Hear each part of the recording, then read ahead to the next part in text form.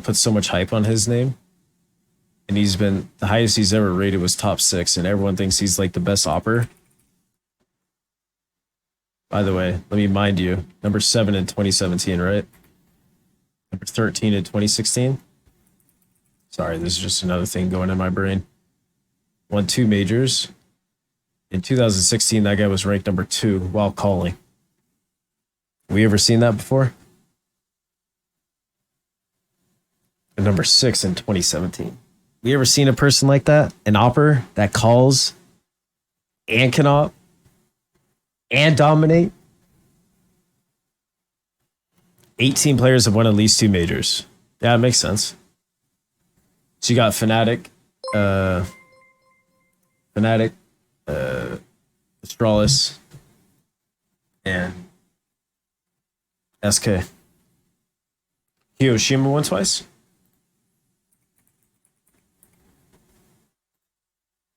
Damn, he won 2 majors too.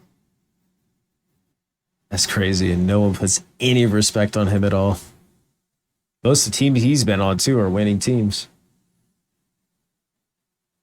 Crazy. On some days, I go back and forth on it, but I probably today, as of the time of talking to you, I think the Grand Slam's a better achievement.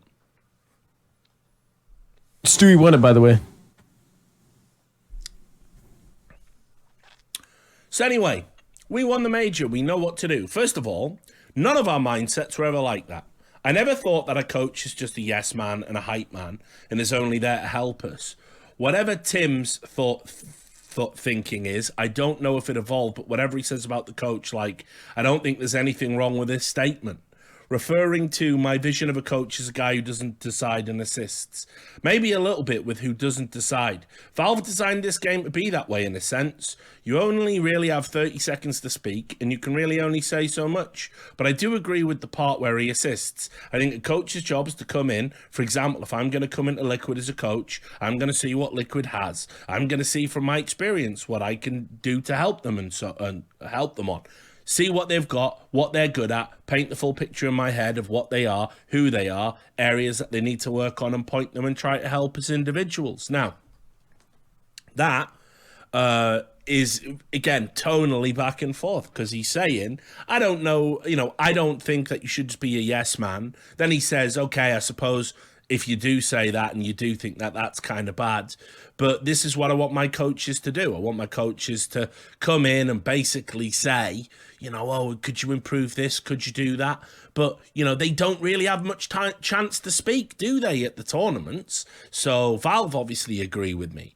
And it's like, no, right, all of the coaches, talk to any coach in Counter-Strike and they will tell you the work isn't done at the event. The work is done before the event. Being at the event, yeah, you can only talk for 30 seconds. You can only really offer moral support, little adjustments, things like little observations. So all of the work is done before that. The hardest thing about this interview right now is this is out of context, because what Stewie was talking about during this interview was that a coach doesn't get to talk in the 30 seconds. So somebody was asking about the timeout, right? Like, why didn't you call the timeouts? He's like, what difference is it going to make? Like, he only gets 30 seconds to speak. I have a decent idea of what I want the game plan to be. It's okay for right now. But I have no problem if he came into me and said, hey, timeout, I have something to say. Stewie said that also on a stream. So this article is kind of taking it, I don't know what article this even is, but it's kind of taking it out of context to what Stewie was saying during this time. It's saying certain pieces of what this is actually nuts, because this reminds me of like basketball stories. Like, we talking about practice, like with Allen Iverson, that's like they took that entire term completely out of context. But this was completely taken out of context. So for me, I don't know. I'm just trying to explain to you guys why Richard is talking about it in this context, but I'm saying the actual context of what Stewie is talking about when it comes to the 30-second thing was, we only have 30 seconds when it comes to calling timeouts. What can he say? Which is what he said live on stream. And then he also said, hey, if he had something to say to me, he came up and said timeout, of course I'm going to take the fucking timeout. That was the context of what Stewie was saying. This is the problem. You, Stewie, never let them do that work. From the first boot camp, day 2 of the first boot camp, you stopped talking to the coach. By the way, he doesn't even deny that part. So how can a coach do their job if their job is to do all of the shit to prep you pre-tournament? Now, this is bollocks.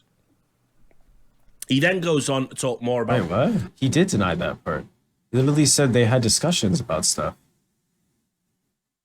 He said it was awkward and uncomfortable about like having, like being around him and discussing things, but they talked about stuff all the time. And even to go further in Evie's interview, they did talk.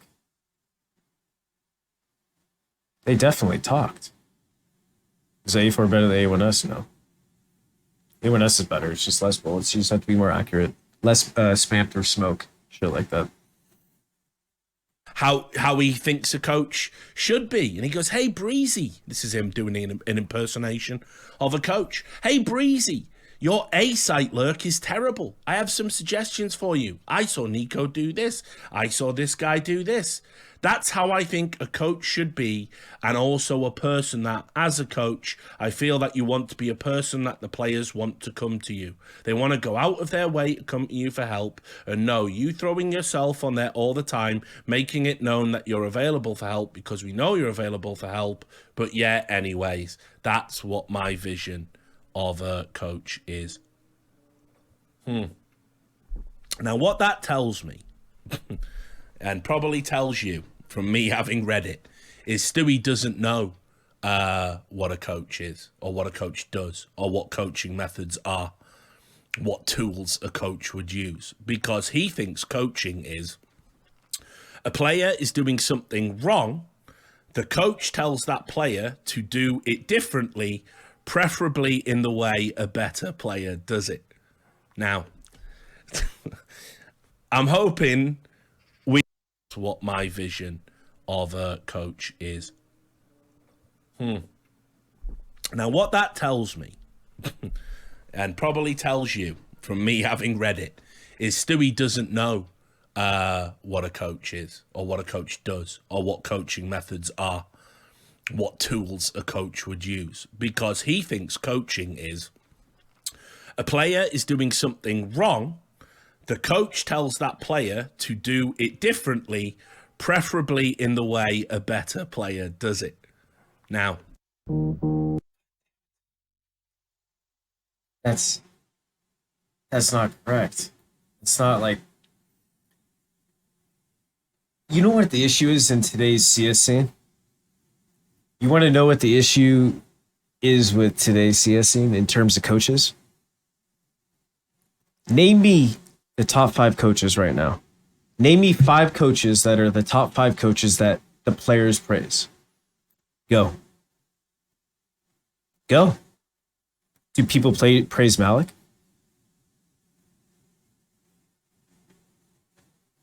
Do people praise Zonic from Astralis? Hell yeah. How much love does Blake get? How much love does Blake get? Robin, right? If you're going to name the top 3 coaches right now in the world, Blade, Zonic, probably a mix between XTQZ and also Robin. That's my guess. But other than that, how much praise do coaches get? From the players? I'm saying directly from players. It's always from teams that are in the top 5. Why? Because their coaches are actually doing things. They're not doing like telling you, hey, this player does this. They're different. They're a different approach to it. I think what most people are missing is there's not many good coaches that you can go off of. There's no like Bill Belichick's. There's no Greg Popovich's from the NBA. There's no fucking Phil Jacksons. There's no Steve Kerr's in the NBA from baseball. There's no what's his name? Joe. God damn it, what's his name? Joe something, I can't remember his fucking name, but there's just no memorable coaches other than Zonic. Like Zonic. Then you have Blade coming up in there. Then you have XTQZ, you have Robin. Like, we need Joe Girardi. Thank you. Is Joe Girardi the same guy I'm thinking of, though? I hope it's not that shithole coach. Yeah, it is the bad coach. Not him. I'm talking about Joe. Fuck, when Yankees are winning all the time. Regardless. Doesn't matter. He's not the one I'm talking about, but somebody else. Joe something. Or, fucking A. Joe Torre. Thank you. Joe Torre. That's who it was. Sorry. Joe Torre. The thing is, the reason why there's no sample size in terms of going off of coaches, there's no good coaches. There was no good coaches back in the day. The only one that there was coming up in the game was Zonic, right? Like, there were some, like Robin was grinding it. There was a couple that were grinding it. In respect to you were grinding it. I'm saying the ones that made a fucking difference to where the players literally would acknowledge you in articles and say, this coach is amazing. He changed our mental. He helps us. He's our friend. He tells us certain things. To me, like, I don't think Stewie's ever experienced a coach like that before. And I would bet you. So Stewie's played on, I can't even remember what teams he's played on, man. Liquid, which he had a Dren, right? And Moses. I'm sure he liked Moses, liked a Dren. I bet you when he was on MIBR/SK, I bet you he would have said Dev was probably a better mentor or friend or something like that than anybody else in this team. I might be wrong. But I'd be willing to bet my bottom dollar. I also like Zeus. Sorry. Shout out to fucking Zeus. Shout out to Zeus. Zeus, I'm sorry I missed that. And if this gets cut off, just know I'm putting this in the end of this cut off and people are going to take it out of context. Zeus, I actually fucking love you. I think you're top 5 as well. But yeah, I would bet you during this period, I don't know if Zeus was a part of this team. If Zeus was, then 100%, but I'm pretty sure Dead was just a part of this team. Dead is he was their like manager / coach.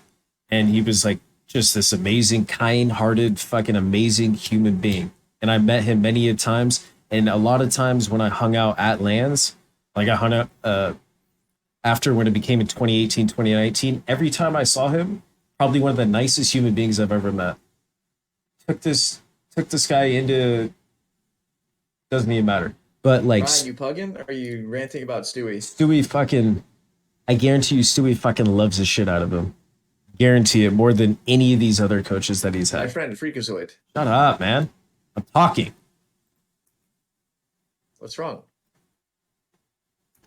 Nothing. All right. Now, You want I'm drugs? hoping we can all see the problem there, because Stewie thinks a coach is someone who goes, hey, Breezy, could you be Nico this game? And Breezy goes, oh, yeah, I've never tried being Nico. I'll give it a go, coach. And then Breezy becomes Nico. And they win the game because they've got Nico and not Breezy. That's just exaggerated. That's not, in no conceivable way, is that what a coach does. In fact, that's just exaggerated. Bedrock of a good coach in any sport, and I can tell you, because Richard's a good guy. I actually like Richard. Myself. He's a good guy. Richard and his million jobs. Yeah, I've mentioned that one before. I've done sports coaching, sports coaching with women and sports coaching with at junior level. One of the bedrocks of coaching is theory. You give somebody the sound theory, the sound game theory, which that if they apply it 9 times out of 10, it'll be the right thing to do. But what makes a truly great player, right, is then being able to contextually understand the very obscure 10th time it doesn't apply. And if you're a really good coach, that's when you can start helping them with it. But what you always give them is, this is the baseline, this is what you do, this is the objectively correct thing to be doing in most situations, and this is why. And you explain it to people. So, for example, you wouldn't say your A-site lurk is terrible. Could you do it more like Nico? You would say your A-site lurk is terrible because when you lurk on a site, you need to do it like this. This is what, and this is why it works. Could you please try doing it that way? And then I'll give you some feedback on whether I've seen an appreciable improvement or not. This is what I think what makes great coaches. You don't attack somebody that knows their A-site lurk is terrible. You don't think one of the best players in the world, aka Breezy, or any fucking player that's playing in the top 100 to a top 150 players in the world knows that they're struggling on an A-site lurk on a Mirage. Of course they understand that. What makes a great coach is, hey, you're doing your A-site lurk like this, at this sort of timing, you do it well at this timing, and you struggle at this timing. So let's work on this timing here to get it to this timing that you have over here. Show them a positive with also what they can work on, rather than just telling them what they're doing as a general whole is a negative. That's all I'm going to say. That's what makes a decent coach. That's probably why I would make a good coach. And the player goes, yes, you're the coach and you're only here to help me, so I will listen to you and do what you say. And if it works, brilliant. If it doesn't, we'll have a discussion. Also locked up in all of that, by the way, every time he drinks, I drink. Styles. People have different learning styles. Loads of people absorb information in different ways. Some people need to see it. Some people can hear it. Some people need to read it. Some people need you to, like, helicopter parent them, essentially, and do it for them a few times and really walk them through it step by step so they can piece it together in their head. And these are just the broad strokes. There's obviously loads of little nuance to learning styles and everything else. So, you know, the idea that it's just... Dude, I admire he could fucking do a fucking 3-hour, 30-minute podcast talking with himself about an article. I mean, I did like an hour and a half, but fuck me. I admire him. He can do it consistent. He does his research. Like, one thing about Richard Lewis, he does fucking research, man. So I respect him. And he was super kind to me too as well at LAN. I'll never forget 2017 LAN at E-League, what he said to me. I think it was 2016, I should say. I'll never forget what he said to me. So it's like, even though I'm doing this thing here, I will never, ever forget like what he said to me. But at the same time, I'm also just not being a journalist, but just responding to what he's saying. Simple as just play like Nico. No, ridiculous. And I'll add this idea as well. I feel like a coach has to be the person players want to come to. Now, it's fantastic, by the way, if you have a positive relationship with your coach to the degree that players want to come to you all of the time and say, listen, man, I was working on this and it didn't quite... You guys see my mouse keeps doing that shit?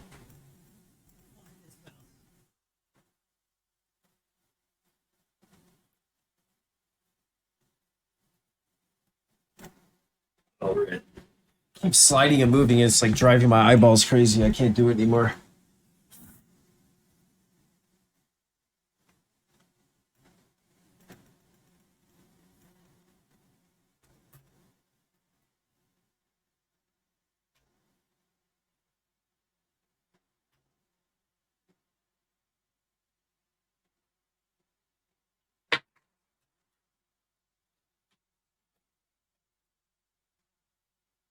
Right, and it didn't click, could you help me? Or, you know, I'm having a crisis of confidence, I'm getting a bit nervous in the big games, can you help me? Or I'm having some problems in my personal life and it's making me distracted right now, can you help me? Right, it's fantastic. But I'll add, outside of a coach that coming in and telling you do this and you doing it, and then you having a debrief about whether or not it worked and how whether and in which areas we can improve.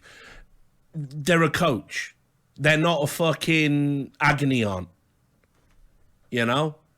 If you want to ask profound questions, dear fucking diary it. You are not guaranteed to have that kind of relationship with a coach in your life. In fact, all of the jocks in the chat will tell you this. You get widely different coaches. Yeah, sometimes you get... What's that shit called? What did he just say?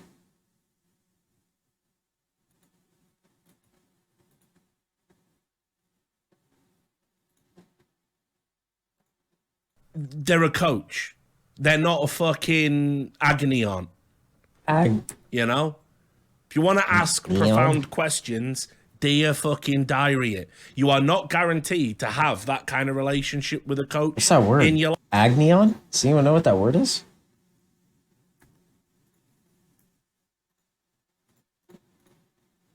Does anyone know what that word is? Agnion?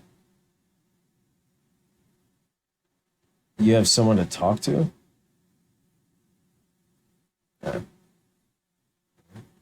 life. In fact, all of the jocks in the chat will tell you this. You get widely different coaches. Yeah, sometimes you get the coach who's like a surrogate father and you just want to fucking play. One thing we do have in the privilege in the gaming community, I will say that we have the privilege to fire coaches as players. As fucked up that is, like, gamers, like the 5 CSGO players, if they all disagree on the coach, they have the power, unlike in like basketball, baseball, football, soccer, to fire the coach. Especially if they're even having results. Like if the coach is genuinely not good, they have the power to do it. But like if, let's say management likes them, then of course not. But at the same time, like they have the power. Like if the coach is fucked and not a good coach, you have the power to get rid of that coach. Just like every player, if they 4 players and the coach don't like a player, they have the power to get rid of that player as well. You guys have to, that's real fucked up. No, man, that's the nature of the business. That's like, that's a part of sports in any sport. Probably the only, actually, like, probably the only sport it won't happen. Actually, it will happen in every single sport. But even if, like, you're successful and you're winning and you're all good players, you'll be able to get rid of that coach. But like, if it's baseball, basketball, whatever the fuck it was, you won't be able to get rid of that coach. But if it's like in gaming, you can. So, but I'm saying pretty much all sports, if the players and the coach and to get out of a player, to get a player out, or all players to get out of a coach, like you can make that decision 100%. What if it's vice versa? Coaches to get out of a player? Well, you have to get the players to agree, because sometimes maybe a coach will not, like, most of the time a coach will not get rid of a player, right? Like, why would they choose to get rid of one player? Because they're not good enough. Most of the time it's out of spite. Most of the time it's because they don't like them. If you're choosing to get rid of somebody, it's either because they're too expensive or you don't like them. You bench somebody, that's one thing. But like, if a coach is genuinely bad and not good and more harm than good, you can get rid of them. The same thing you can if you're a coach and a player is harmful to your team. You can get rid of them. Easy.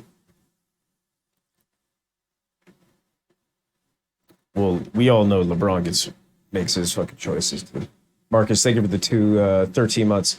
If LeBron ever fucking wins another championship, and he's 37 right now, turning what? LeBron James age. Turning 38 December 30th. If he wins the championship again, I will suck my own dick on stream. There is no chance he wins another one. Telling you.